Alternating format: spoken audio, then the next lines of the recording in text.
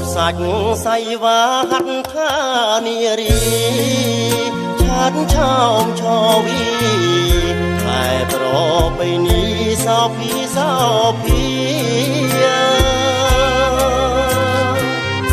វត្តឆ្និតវត្តឆ្លៀងលឹកណាស់ព្រៃលវីថ្ងៃណាជួបគ្នា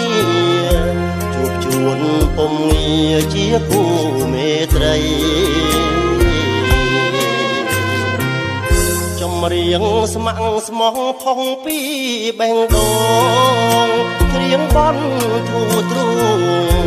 ជាលើកដំបងសារភាពប្រាប់ស្រី